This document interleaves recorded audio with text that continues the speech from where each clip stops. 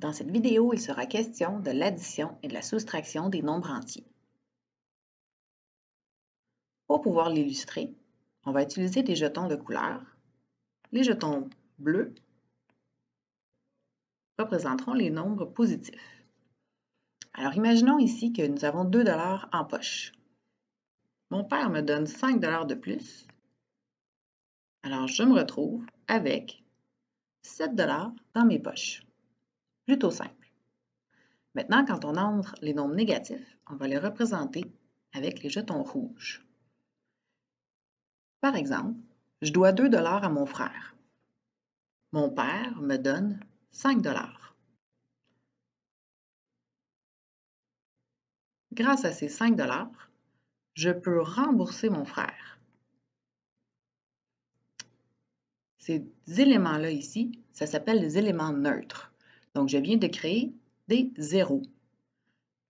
Le rouge, ici, c'est moins 1, et ici, plus 1. Alors, si je les mets ensemble, on a la valeur de 0. Donc, ce que j'ai dans mes poches, c'est les 3 $ qui me restent ici. Voyons un autre exemple.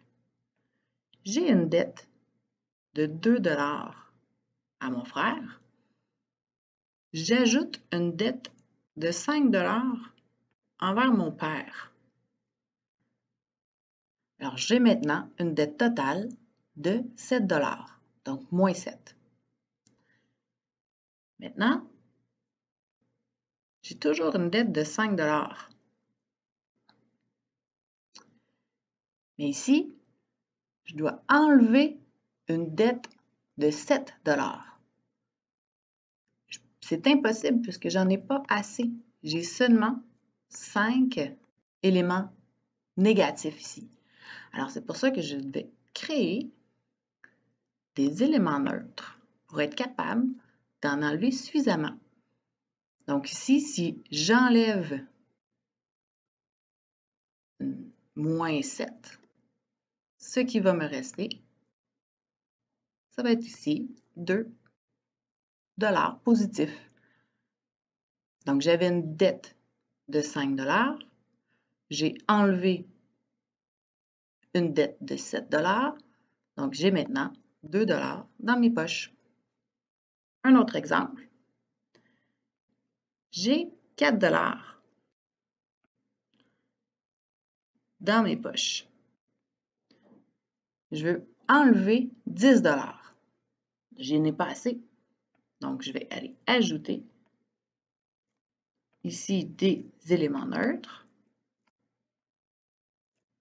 pour être capable d'enlever 10 $. Alors, je vais enlever les 10 $ ici. Et ce qui va me rester, c'est une dette, donc moins 6 $. Un dernier exemple. J'ai encore 4 $ dans mes poches. Mais bonne nouvelle, on m'enlève une dette de 10 $. Je ne peux pas enlever une dette ici, il manque des nombres négatifs. Alors, je vais aller ajouter des éléments neutres.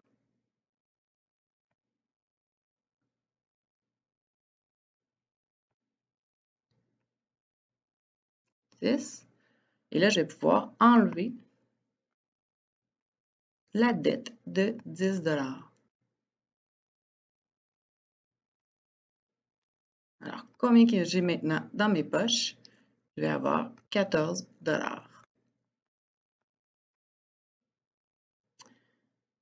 Ce qu'on peut remarquer, une fois qu'on a nos réponses ici, c'est que j'ai deux signes positifs ici qui étaient collés. Et ce que j'ai fait une addition. Donc, ça m'a donné 7 $. Ici, encore une fois, j'avais deux signes positifs. J'ai gardé l'addition. Et dans ce cas-ci, c'était une dette de 2 $. On ajoutait 5, donc c'est rendu à 3. Ici, j'avais une addition et un signe négatif. Donc, j'ai fait une soustraction. Alors, moins 2 moins 5, ça m'a donné moins 7. Même chose ici, j'avais 4, j'ai enlevé 10, donc c'est devenu une soustraction et ma réponse était de moins 6. Tandis que les deux derniers ici, j'avais une dette de 5 $, j'ai enlevé une dette de 7 $, donc j'ai fait une addition et ça m'a donné 2. Et ici, encore une fois, j'avais 4 $, j'ai enlevé une dette de 10, donc j'ai fait une addition et j'avais maintenant 14.